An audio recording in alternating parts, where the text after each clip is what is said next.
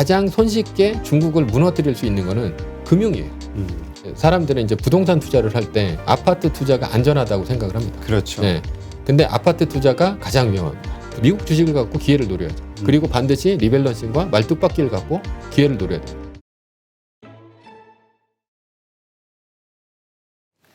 지금 아까도 잠깐 언급하셨지만 지금 강달러잖아요. 네. 미국의 달러, 그러니까 미국 경제가 참 좋죠. 그 혼자 그 높은 성장세 이루고 있고 뭐 기축통화니까 그렇기도 할 것 같은데 어쨌건 이런 강달러 현상이 계속 갈 것이냐 아니면 좀 약달러로 전환이 될 순간이 올 것이냐. 사실 세계 경제가 좋아지려면 약달러가 좋다고 일반적으로 얘기를 하잖아요. 네. 이 부분은 어떻게 보세요? 환율 부분은 뭐 알 수가 없죠. 예, 알 수가 없고 뭐 지속적으로 이제 강달러가 된다고 보기는 좀 힘든데 어떻게 보면 그 뭐 미국이 어떤 정책을 갖고 가느냐에 따라서 이제 강달러, 약달러 그러니까 뭐 기존에는 뭐 상관이 없습니다. 기존에 중국이라는 이제 그 2등 국가가 그 지금 미국의 이제 70%까지 GDP의 70%까지 쫓아왔는데 미국은 40% 정도 이제 GDP의 40%까지 쫓아왔을 때는 항상 밟아버립니다. 그래서 일본을 밟았고 그리고 소련을 밟았는데 밟는 거는 항상 어느 때 밟냐면 얘네들이 약한 고리를 찾아서 밟아요.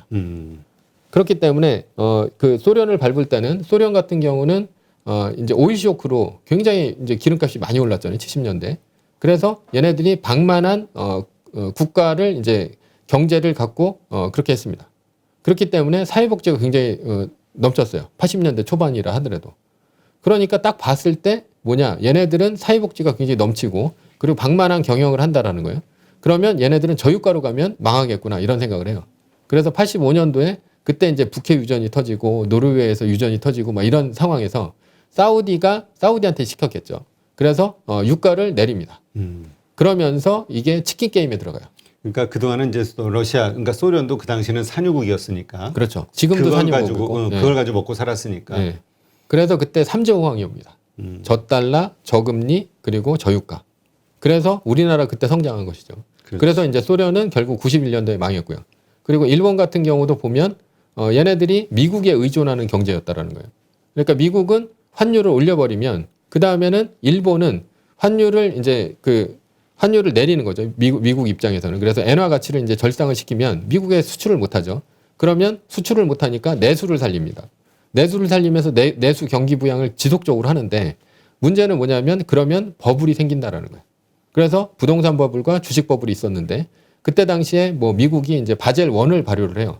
바젤 1은 그러니까 BIS 비율 8%를 맞춰라라는 것인데 BIS 비율 8%를 맞출 수가 없는 일본 은행이 굉장히 많았어요. 그렇죠. 네, 그래서 부동산 버블이 굉장히 심한데 부동산에 돈이 다 가 있는데 돈이 없는 거예요.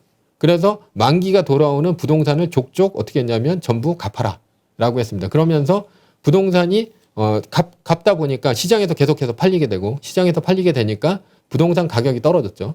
그러면서 부동산 가격이 떨어지면서 일본의 은행 부실화가 되고 그러면서 일본 은행 부실화와 부동산 가격 폭락 그리고 주가는 얘네들이 이제 살라몬 투자은행이라든가 JP모건 이런 애들이 들어가가지고 일본한테는 콜옵션을 팔아요. 앞으로 올라갈 옵션을 팔고 그리고 유럽에다가 풋옵션을 팔아버립니다. 그래가지고 90년 1월 달서부터 이제 폭락을 하기 시작하는데 그게 거의 한 85%까지 빠졌죠. 그러면서 일본은 완전히 그로기 상태가 됩니다. 그래서 앞으로 그 1996년도, 95년도 그러니까 프라자 합의가 있고 10년 후가 됐을 때 그때 미국이 어떤 정책을 갖고 왔냐면 역프라자 합의를 합니다. 그러니까 일본의 엔화 가치가 너무 낮아진 거예요. 80엔까지 떨어진 거예요. 달러당. 그래서 미국이 생각을 해보니까 미국이 그렇게 그 저달러 정책으로 갔을 때 유리한 점이 하나도 없는 거예요. 왜냐하면 얘네들은 제조업은 벌써 해외로 다 갔고 그리고 자기네들은 서비스업 위주인데 서비스업은 뭐냐면 주로 수입을 해서 먹고 산단 말이에요. 그렇죠. 수입을 해서 먹고 사는데 달러가 낮다? 그럼 수입 물가가 너무 올라가고 수입을 통한 GDP 성장이 안 되는 거예요. 그러니까 그때 곧달러 정책.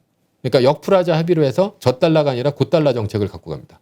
곧달러 정책을 갖고 가면서 어떻게 했냐면 수입 물가가 굉장히 싸지는 거죠. 그러면서 얘네들은 금융업과 서비스업을 통해 가지고 굉장히 성장을 많이 해요. 그러면서 이게 닷컴 버블까지 가는데 중간에 어떤 일이 있었냐면 고달러 정책을 하다 보니까 신흥국들이 망가지는 거예요. 그렇죠. 그래서 97년도에 IMF가 왔고 그리고 동아시아 국가들도 굉장히 경제 위기가 그때 왔습니다. 그러니까 만약에 미국이 어떤 식으로 정책을 하느냐. 그러니까 지금 이제 미중 무역 전쟁이 이제 어떻게 보면 그렇죠. 2차 라운드가 된 것이죠. 그렇죠. 패권 네. 전쟁이니까.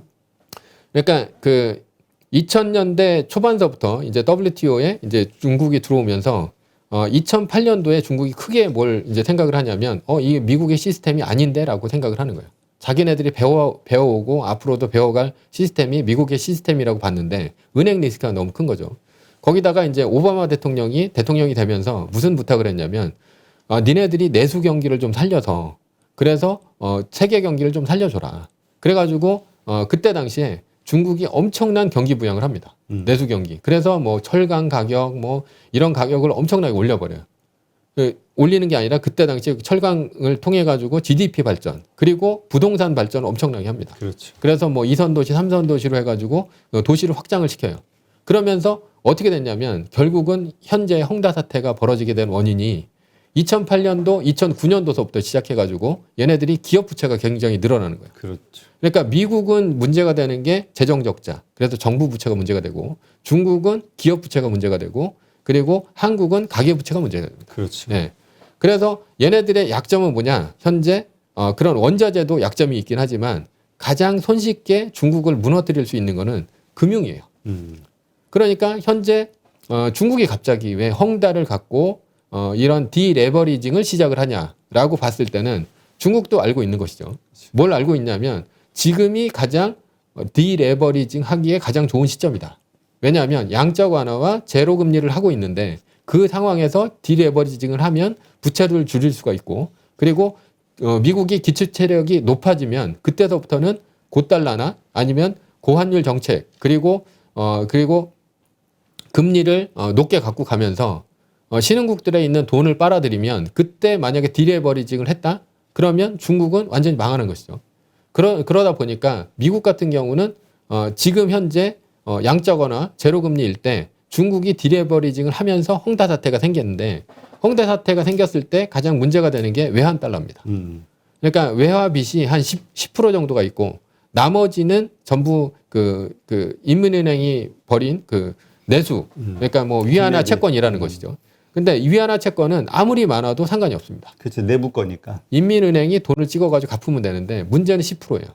근데 헝다만 10%가 있는 게 아니라 나머지 부동산 업체들도 다 10%씩 있는 것이죠. 그렇게 됐을 때는 달러는 뭐가 되냐면 미국이 줄 수 있는 방법은 두 가지입니다. 하나는 수출을 통해서 벌어들이거나 하나는 미국이 투자를 하는 건데 미국은 더 이상 중국에다 투자를 안 하려고 하고 있죠. 그래서 원래 오바마 정부와 현재 바이든 정부가 민주당 정부로서 이제 같은 정책을 쓰고 있습니다. 그러니까 중국의 봉쇄 정책이고 트럼프 같은 경우는 중국에다 관세를 떼는 것이죠. 근데 중국에다 관세를 때리는 것은 왜냐하면 트럼프의 지지 기반 자체가 백인이에요. 백인 노동자인데 원래 그게 이제 피보트 아시아라고 해가지고 힐러리 때 제일 처음에 나온 건데 힐러리는 뭐 했었냐면 현재와 같이 쿼드나 뭐 이런 것들과 같이 주변으로 생산 기지를 전부 옮겨서 달러가 들어가는 시스템을 막고 거기서 경제 블록을 만들자 미국으로 들어오는 그런 식으로 만들었었는데 그렇게 되다 보니까 힐러리가 떨어진 거죠. 왜냐하면 백인들은 그러면 공장을 계속해서 동남아나 아니면 그 미국의 우방국들한테 계속해서 주는 것이냐. 그러면 우리의 생활은 언제 나아지는 것이냐라고 해서 트럼프를 찍었고 트럼프는 거기다 관세를 때려버렸는데 관세를 때린다고 해가지고 이 그 미국의 체인이 옮겨가는 것은 아니에요. 그렇죠. 예. 밸류 체인이. 예, 밸류 체인이. 근데 이제 바이든으로 바뀌면서 밸류 체인을 옮겨가고 중국을 봉쇄하고 압박하려는 그런 의도가 있는 거예요. 그렇게 되다 보면 중국은 지금 달러를 모아야 되는 시점입니다. 그리고 디레버리징을 통해서 부채를 한도를 낮춰야 되는 거죠. 그렇죠. 그래서 앞으로 이제 있는 게 바젤 3가 있습니다. 그러니까 바젤 3는 그 의도가 분명해요. 그 중국을 겨냥한 겁니다. 거기서 이제 바젤 3는 뭐였었냐면 미래에 대한 빚 이런 것들을 현재의 가치에 대해서 다 반영을 해라라는 겁니다. 그래서 우리나라 보험사들이 굉장히 안 좋습니다. 왜 안 좋냐면 우리나라 보험사들은 2000년대 초반에 종신보험을 10%에 팔았어요. 근데 현재는 막 1%, 2%잖아요. 그렇죠. 금리가 고정금리라서. 그렇죠. 그러니까 2%를 받아가지고 10%를 줘야 되는 상황이 사람들이 또 고령화가 됐는데도 잘 돌아가시질 않아요. 그러니까 한 30년 이상을 줘야 되는 거죠. 근데 바젤 3는 뭐냐면 미래에 대한 손해를 현재에다가 계상을 해라라는 거예요. 그렇지. 예. 그렇게 되면 그거를 이제 현재는 한 2년이고 3년이고 일단은 밀어놓은 상태예요. 계속해서 이제 얘기를 해가지고. 그런데 바젤 3를 하게 되면 가장 타격을 받는 데가 어디냐? 그게 이 중국이 되는 것이고. 그래서 빚을 갖고 압박을 한 상태에서 어떤 얘기를 하냐면 니네들 레버리징을 안 하게 되면 일본도 그랬었거든요. 일본 은행이 급하게 디레버리징을 한 게 그때 당시에 니네들 무역을 하는 거에 있어서 신용장 같은 걸 못 쓰게 해준다. 그리고 스위프트라는 미국의 달러 시스템에서 빼버리겠다. 거기서 협조를 안 하면. 그러면 강제로 그때서부터 디레버리징을 하게 되고 디레버리징을 하게 되면 그때서부터 주가가 떨어지고 그리고 은행들 파산이 줄기차게 이어날 수 있고요. 그리고 특히나 지금 2조 달러 정도 되는 뭐 3조 달러라고 얘기도 하는데 2조 달러 정도로 보는 시각도 많아요. 중국의 외환보유고가. 그게 외환보유고가 97년도 한국의 IMF가 망했을 때 어떤 식으로 했었냐면 한국의 은행은 이 외환보유고를 팔아가지고 환율을 지켰어요. 왜냐하면 김영삼 정부에서는 10,000달러 가는 게 목표였었거든요. 그렇죠. 자기 목표가. 그래서 한국이 달러가 다 털린 다음에 결국은 IMF한테 손을 벌릴 수밖에 없었는데 그 다음에 터진 그 이제 러시아 위기가 있었는데 러시아는 그때 당시에 한국이 어떻게 IMF에 갔는지 동남아가 어떻게 IMF에 갔는지를 알고 그래서 얘네들은 그 정부 그러니까 민간 기업이 아무리 망한다 하더라도 정부에 있는 외환보유고를 절대 헐지 않았습니다. 그래서 루블화가 엄청나게 올라갔거든요. 그렇게 되면 뭐 수출하는 기업은 괜찮겠지만 내수가 완전히 망합니다. 예. 그래서 지금 중국 같은 경우도 외환보유고를 헐어서 만약에 헝다가 못 주는 그 10%의 달러 빚을 갚아준다. 근데 헝다만 갚아주겠습니까? 다 갚아줘. 예, 다 갚아줘야죠. 그렇게 되면 달러 빚은 다 털리게 돼 있어요. 그리고 미국은 그런 이런 블록체인, 그러니까 미국의 달러 체인을 다른 이제 동남아시아라든가 이런 쪽으로 옮기게 되면 들어가는 돈도 적고 그리고 직접 투자량도 굉장히 적게 되면 결국은 달러가 모자릅니다. 모자르게 되면 얘네들은 할 수 있는 게 결국은 기축통화국으로 갈 수밖에 없는 거예요. 그래서 얘네들이 하는 게 이런 1대1로를 통해 가지고 기축통화국으로 가겠다. 근데 이제 그게 과연 성공하겠냐 현실적으로 그러니까 성공을 하건 못하건 간에 얘네들은 무조건 해야 됩니다. 할 수밖에 예, 없다. 할 수밖에 없습니다. 그러니까 네. 자 그러면 이제 미국의 지금 우리가 많은 경제 위기론 중에 하나가 그러니까 미중 간의 패권 전쟁으로 인한 어떤 경제 위기도 있고 또 말씀하신 대로 금융시장의 어떤 공격으로 인한 중국 경제 위기를 생각하기도 하잖아요. 예.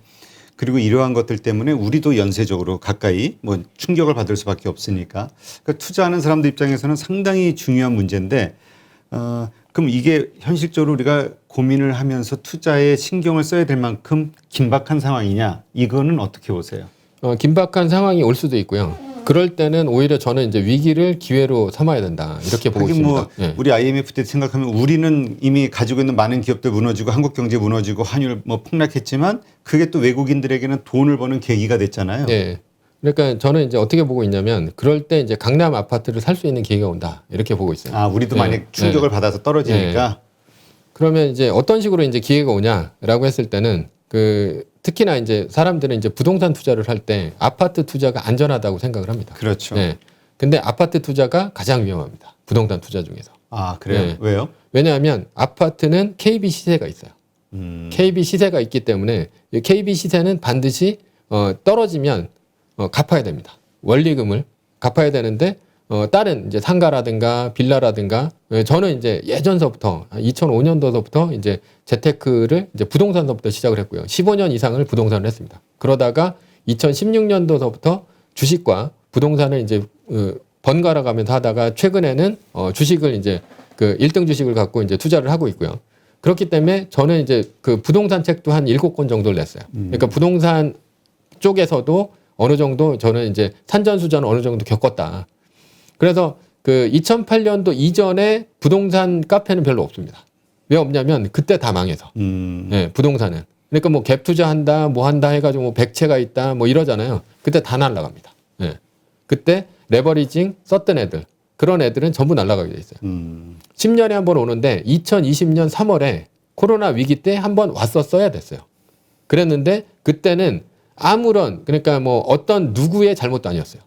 그렇기 때문에 미국 의회에서 엄청난 양적 완화, 4조 달러나 되는 양적 완화를 할 수 있었던 것은 2008년도와 다른 것이죠. 그렇죠. 예. 그런데 천재지변이니까. 그렇죠. 천재지변이고 그리고 또 미국만 무너지는 게 아니고 그 한국이나 아니면 이런 나라들까지 같이 무너지게 되면 어떤 문제가 생기냐면 얘네들이 무너졌을 때 오히려 미국에 영향이 있을 수 있다. 그래서 통화 스와프를 굉장히 빨리 했습니다. 그렇죠. 그래서 바로 30% 정도 떨어졌다가 바로 반등을 한 거죠.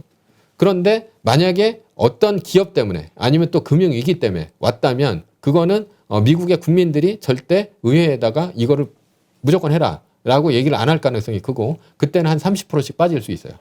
자, 그러면 이제 부동산이 왜 위험하냐? KB 시세가 있잖아요. 그렇죠. 근데 빌라나 상가는 왜 안 위험하냐? 시세가 없습니다. 그래가지고 저 같은 경우도 빌라나 상가나 뭐 오피스텔이나 원룸이나 이런 것들도 있었는데 시세가 없다 보니까 아파트가 제일 위험했어요. 시세가 없다 보니까 그런 것들은 500만 원 정도 갔거나 아니면 뭐 카드를 하나 만들거나 보험을 하나 들면 그냥 넘어갔어요. 왜냐하면 뭐 근거 자체가 없으니까 니네도 어느 정도 성의는 보여야 되지 않냐. 그렇기 때문에 이렇게 했는데 아파트는 소위 전문 용어로 얄짤이 없습니다. KB 시세가 딱 떨어지잖아요. KB 시세가 떨어지면 그때서부터는 바로 갚아야 됩니다. 돈을. 그만큼을. 원리금을 갚아야 됩니다. 원리금을. 네. 그러면 강남 아파트는 어느 정도 떨어졌냐라고 봤을 때 2006년도 정도에 음마 아파트가 한 14억 정도 했어요. 2008년도 12월 달에 한 8억 7천까지 떨어집니다. 그러니까 한 37% 정도가 빠진 거죠. 왜 그렇게 많이 빠질 수밖에 없었냐? 일단은 한국은 왜 변동금리고 미국은 장기 고정금리냐? 이게 가장 큰 아주 기본적인 거예요. 왜냐하면 미국의 장기 고정금리인 경우는 미국은 30년물 국채가 있죠. 한국은 10년물 정도밖에 없습니다. 10년물도 잘 안 팔려요. 왜냐하면 미국은 30년 후에도 미국이 살아있을 거라고 생각을 해요. 그렇기 때문에 30년물 국채를 팔면서 얘네들이 10년물 국채 금리와 연동이 됩니다. 그러니까 10년물 국채 금리는 그 미국의 주택담보대출 금리하고 비슷해요. 근데 한국은 3년물이에요. 왜냐하면 한국은 10년물 정도, 5년물 정도밖에 못 팔기 때문에 조달 코스트 자체가 은행에서는 3년물밖에 못 끌어오는 거예요. 근데 30년을 하겠다? 그러니까 아주 일부, 그러니까 정책적으로 뭐 보금자리 주택이라든가 이 정도만 일부만 30년물이 있는 거고 나머지는 5년 거치, 그 다음에 1년 분할 상환으로 들어갑니다. 그리고 1년마다 갱신을 하는 거예요. 한국은 그럴 수밖에 없습니다. 그러니까 미국은 전혀 이제 문제가 없는 게 30년물이다 보니까 요즘 같은 저금리에 딱 한번 주택을 사놓으면 아무리 금리를 올린다 하더라도 금리 자체가 오르질 않아요. 그러니까 미국은 아무리 금리를 올린다 하더라도 그 내부 저항이 없는 거죠. 그렇게 되다 보니까 미국은 금리를 그냥 올려버린다 하더라도 전혀 문제가 없는데 신흥국들은 그때 어떤 문제가 생기냐. 그때 뭐 2008년도 금융위기가 딱 터졌다라고 했을 때는 30%의 조정이 팍 오는 거죠. 부동산이. 네, 부동산이. 그렇게 되면서 거기서도 왜 강남 아파트만 먼저 오냐라고 했을 때는 강남 아파트는 기업인들이 굉장히 많이 갖고 있습니다. 그렇지. 우리나라 이제 그 부자들 얼마 전에 500명을 대상으로 해가지고 KB에서 했는데 사업소득이 한 70% 정도 했어요. 상속, 유산, 그리고 월급으로 번 사람들은 한 몇 프로 안 됩니다. 자, 그러면 상속이 아니고 거의 사업소득이 많다는 얘기는 사람들은 사업을 하고 있는 사람들이 강남 아파트를 많이 갖고 있을 가능성이 굉장히 큰 거죠. 근데 사람들이 일단은 강남 아파트를 갖고 있는 사업소득을 갖고 있는 사람은 어떤 게 문제냐면 부도를 맞아본 적이 없어요. 그렇지. 부도를 한 5번 맞은 사람들이 있겠죠. 그 중에.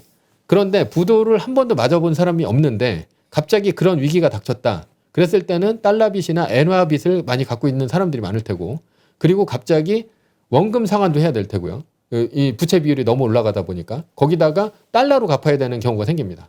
근데 처음 부도를 맞았잖아요. 그렇게 되면 이 사람은 대책이 뭔지를 몰라요.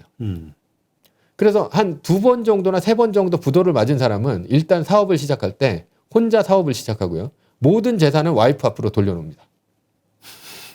오래된 네. 방식이죠. 네. 와이프 앞으로 돌려놓고 망해도 혼자 망하는 거죠. 그러니까 망하고 이혼하죠. 이혼하고선 이제 세금 38기동대 이런 거 보면은 뭐 세금이 뭐 100억대가 밀려 있는데 뭐 몇 억대가 밀려 있는데 이 사람이 부인 집에서 발견이 얹혀 되고 살고. 예. 뭐 이렇게 되는 게 그 사람은 몇 번 망해 본 사람이에요. 근데 대부분은 망해 보지 않은 사람이 그런 상황이 벌어졌을 때는 어떤 식이 되냐면 그때는 무조건 이 아파트를 처분해서라도 기업을 살려야 된다라는 생각이 있어요. 그렇죠. 그러면 아파트를 막 처분을 합니다. 그러면 지금 금리도 막 뛰고 그리고 경제 상황이 어려운데 강남 아파트는 팔면 팔립니다. 거래가 돼요. 근데 지방에 있는 아파트는 거래가 안 됩니다. 그러니까 지방에 있는 아파트는 더 위험한 거예요. 그러니까 그런 위기에서 자, 이게 딱 그 30%의 절하가 되고 그리고 이거를 뭐 한 30억짜리가 어떻게 보면 20억 정도까지 떨어진다는 얘기인데 그렇게 되면 거기서 순식간에 한 10억씩을 갚아야 되는 돈이 없다라는 거예요. 그건 아무리 분할 상환을 한다 하더라도 몇 억씩을 갚아야 됩니다. 한 달에. 그러니까 그렇게 되면 갚을 수가 없는 거고 그러면 경매로 굉장히 많이 쏟아져 나옵니다. 사람들이 경매로 하면 싸게 살 수 있다고 생각을 하는데 싸게 절대 못 삽니다. 10%라도 싸게 살려고 생각을 하면 그 사람은 경매를 잘못하는 거예요. 왜냐하면 2000년대 초반 이후에 경매는 대중화가 됐어요. 그렇죠. 네. 그래서 사람들이 다 알고 있어요. 시세를. 그렇죠. 시세대로 낙찰을 받는 거예요. 시세대로 낙찰을 받는다라는 생각 자체를 못하면 이 사람 10년이 가도 낙찰을 절대 못 받습니다. 근데 내가 낙찰을 받았는데 시세가 아니라 굉장히 30% 싸게 받았다. 그건 위기 때 받은 거예요. 시세를 잘못 알고 있는 거죠. 그러니까 우리가 보통 경매하면은 좀 싸게 살 수 있는 거라는 생각인데 네. 사실 그렇게 크게 싸게 사지는 못한다. 싸게 사지는 못하는 게 아니라 시세대로 받아야지 받을 수 있는 거예요. 그러면 사람들이 이런 의문이 있죠. 아니 왜 경매를 집도 못 보고 세입자도 명도를 해야 되는데 그치, 왜 시세대로 복잡한데. 사냐라고 했을 때 대출 때문에 사는 겁니다. 대출이 얼마까지 나오냐? 90%까지 나와요. 그러면 지금은 이제 대출 규제가 강하죠. 지금은 왜냐하면 부동산 가격이 올라가고 지금 1가구 3주택 팔면 양도세가 85.2%예요. 그렇죠. 네, 못 팔아요. 그러니까 양도세를 올려버리면 일부 거래가 되는 게 진짜 시세가 되면서 올라가는 거예요. 그러니까 엄청나게 많이 올라가는 거죠. 근데 만약에 양도세를 다 풀었다. 그렇게 되면 거래가 되겠죠. 그때는 진짜 그게 시세가 될까라는 거죠. 실제는 시세가 그게 아니라는 거예요. 그러니까 시세도 아닌데 지금은 정부의 강력한 부동산 정책 때문에 많이 올라갈 가능성이 있고 특히나 위기 상황에서는 그렇게 강남 아파트도 30%씩 조정받는 게 일상이다라는 겁니다. 그랬을 때는 시세대로 내가 받고 시세대로 받으면 받을 수 있겠죠. 그렇죠. 그럼 그걸 못 받을 사람이 어디 있겠어요. 일단은 시세대로 받는 것이고 시세대로 받은 다음에 90%까지 대출이 나옵니다. 지금은 안 나오지만. 그렇지. 그리고 지금도 사업자 대출을 하면 법인 사업자 대출도 하면 90%까지 나와요. 아, 그래요. 네. 그래서 얼마 전에 그게 또 신문에 떠가지고 그걸 또 이제 정부가 막습니다. 네. 그러니까 이게 경매 같은 경우는 지방에 있는 수협이나 이런 데서도 얼마든지 그 대출을 해줘요. 왜냐하면 그게 한 30% 정도 딜레이 버리징이 됐고 그리고 감정에 의해서 한 거잖아요. 감정에 의해서 한 거는 은행 직원이 오히려 추궁을 당할 확률이 없어집니다. 은행에서 재평가를 한 다음에 했을 때는 대출 담당자가 독박을 쓸 경우가 생겨요. 왜냐하면 이게 시세가 떨어지고 있는데 네가 왜 이걸 대출을 해줬냐. 근데 경매로 받았을 경우는 정확한 나라에서 감정한 사람이 감정을 했고요. 감정평가사가. 그리고 그걸 통해서 공식적으로 받은 거고 그리고 그게 1대1이면 약간 문제는 생겨요. 그런데 그게 한 30명이 붙었다. 그렇게 된다면 이거는 전혀 문제가 없는 것이죠. 네. 네. 자, 그렇다면 지금 말씀하신 대로 미중 갈등, 미중 패권 전쟁으로 인해서 중국이 상당히 어려운 금융적으로 그런 그러니까 기업 부채가 트리거가 돼서 상황이 올 수 있다. 네. 그리고 그 기회는 지금 말씀하신 우리에게도 상당한 악영향을 끼치면서 가장 기본적으로 부동산의 어떤 폭락 이런 네. 상황이 생길 수 있고 그때가 바로 우리가 기회다. 재산을 네. 불릴 기회다. 이렇게 이해를 하면 될까요? 그런데 그러면 디테일한 방법을 알아야 될 거 아니에요. 예. 예.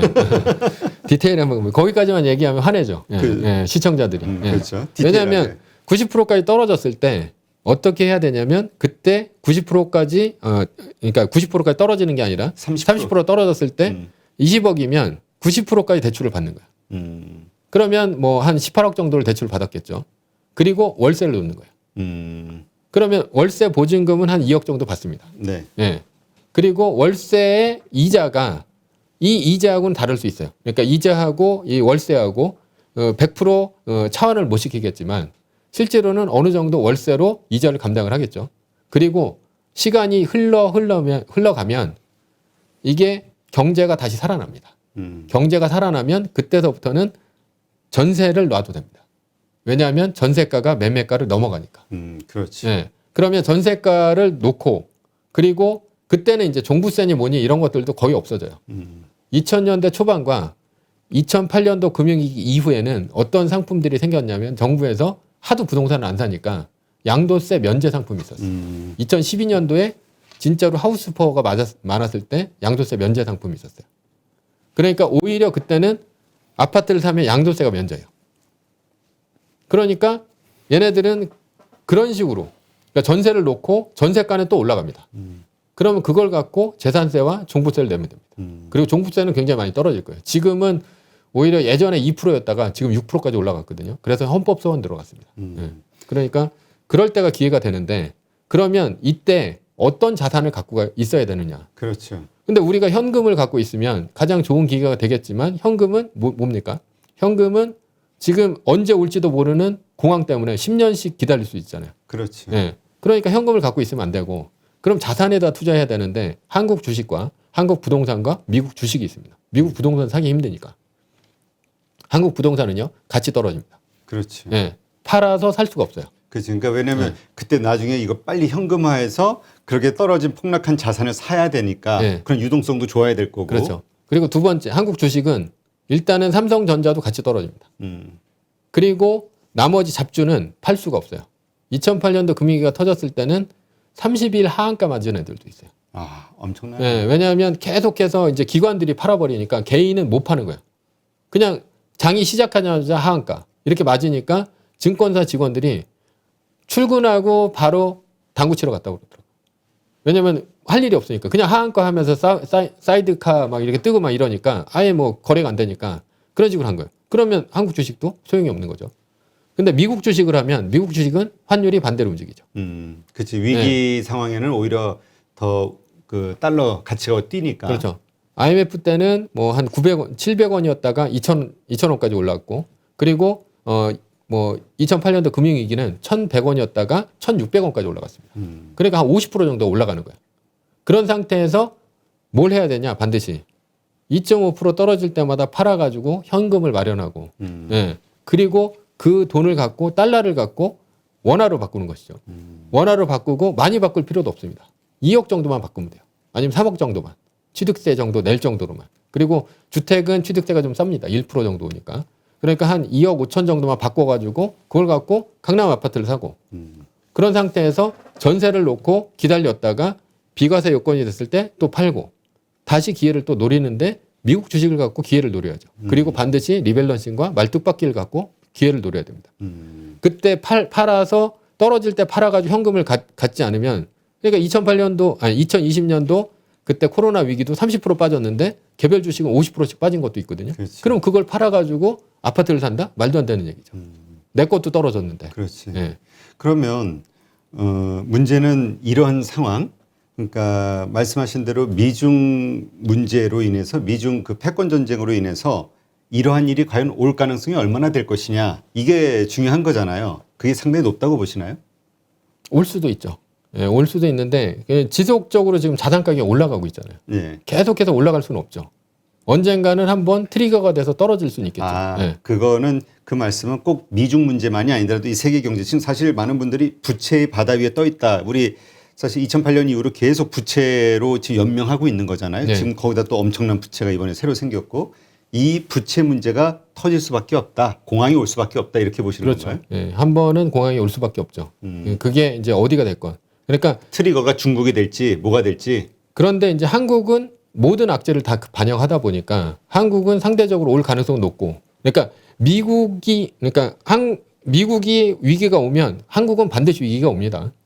근데 한국이 위기가 온다고 해서 미국이 위기가 오는 건 아니에요. 그렇죠. 예. 그러니까 미국이 올 확률보다 한국이 올 확률이 훨씬 높습니다. 그렇게 됐을 때 미국의 주식은 또 안정적으로 올라가는데 환율까지 뛰는 그런 상황이 벌어질 수도 있어요. 그러면 그때 바꿔서 한국에 있는 부동산을 살 수도 있는 거죠. 그러니까 IMF 위기처럼. 그 말씀하시는 전제는 한번 다시 정리해 보면 지금의 이 계속 자산의 버블 현상, 거품 이것이 계속 끼는 것이 언제까지 갈 수는 없는 거고 언젠간 터질 것이다. 예. 그 터질 때도 말씀하신 뭐 말뚝박기와 리밸런싱을 통해서 현금화가 될 것이고 미국 주식을 통한 네. 그러면 큰 손실 없이 일단은 현금을 마련하게 될 것이고 그것으로 바로 한국의 강남부동산을 매입할 기회가 되는 것이다. 그렇죠. 네, 알겠습니다. 하여튼 그 이 부채 문제, 그다음에 중국의 기업 부채 문제, 뭐 한국의 가계 부채 문제도 그렇고 뭐 일각에서는 언젠가는 터질 문제라고 보는 분도 있고 또 어떤 분들은 이게 벌써 십몇 년 전부터 있었던 얘기인데 아직 끄떡없지 않냐 이렇게 보는 분도 있긴 하거든요. 그러나 어쨌건 우리가 두 가지 사이드를 다, 그러니까 지금 바로 주식이 계속 자산 가격이 올라갈 수 있으면서도 만에 하나 그런 공황이 터진다 해도 바로 이런 시나리오대로 움직일 수 있는 미국 1등 주식에 투자하는 게 유리하다. 그렇죠. 이렇게 이해를 하면 되겠네요. 예. 네. 1등 주식에 투자하되 진짜 떨어지게 되면 이렇게 팔아야죠. 2.5%가 떨어질 때마다 10%씩. 팔면서. 예. 그래야지 이제 현금을 마련할 수가 있고. 그렇지. 그래야지 그 돈을 갖고 뭘 해도 된다라는 거죠. 예. 주식을 싸게 사거나 아니면 그런 진짜 한국의 부동산 위기가 왔을 때는 아파트를 사거나 그런 것들이 가능하다라는. 그러니까 이게 말씀하신 대로 매뉴얼이기 때문에 이 사람의 또 이거 생각이 있잖아요. 지금 2.5% 해가지고 한 두 번 떨어져서 한 20% 현금을 만들어놨는데 근데 요번에 좀 오를 것 같은데 이러면서 그걸 또 쓸 수가 있잖아. 네. 그런 경우가 있으면 안 되고 그냥 매뉴얼대로 그렇게 팔고 올라가면 지켜보고 그 대신 5%가 올라갔을 때 다시 사고. 예.